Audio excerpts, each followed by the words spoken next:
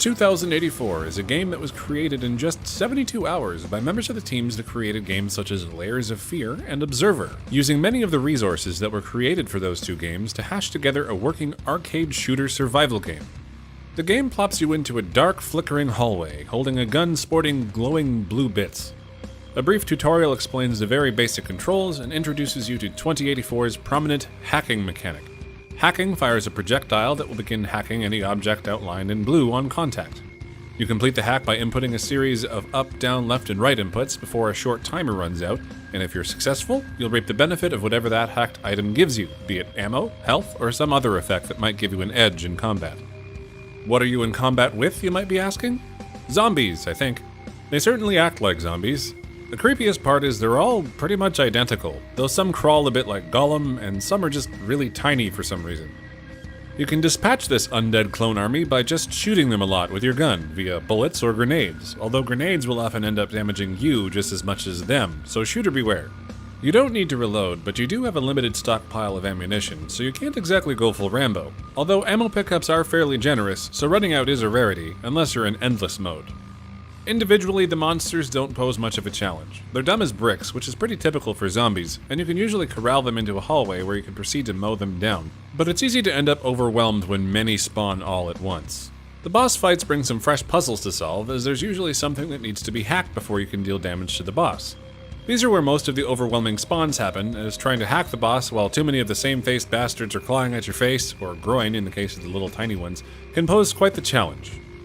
The dark, flickering, narrow hallways, coupled with fast-paced action, puzzles that require precise aim, and a maze-like layout caused my motion sickness to kick it into overdrive pretty fast, so if you're sensitive to these kind of things, you might want to keep your distance. And the game is dark. Perhaps a little too dark.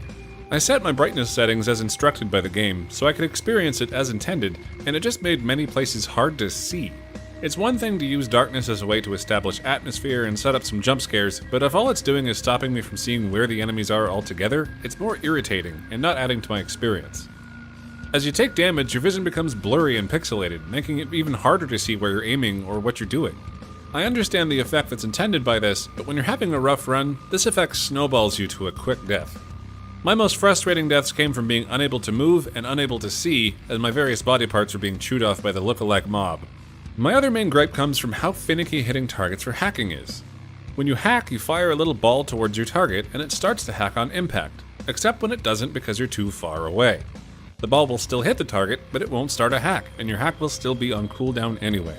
If this was indicated by the ball disappearing when it reaches its maximum distance, this wouldn't feel so bad or inconsistent, but as it stands, it leads to frustration, and sometimes even deaths. The game is extremely short, and the story is just about non-existent, with 3 short cutscenes outlining the entirety of the very thin plot, and only 3 levels in an endless mode to play through, so there's not a lot of content to experience.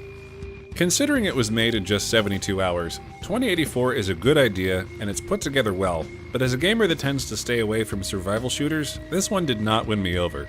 It's a decent little arcade shooter, and with more content, it's built on some solid foundations and could do well. But as it is, it doesn't feel like a full game, and I can't recommend it in its current state. Hats off to the team that made the game for making it so good in such a short time span, though. Until the next review, this is MrTristifer, signing off. If you liked this video and want to see more gaming content, consider subscribing to my channel. I do reviews, gaming news, commentary, and more.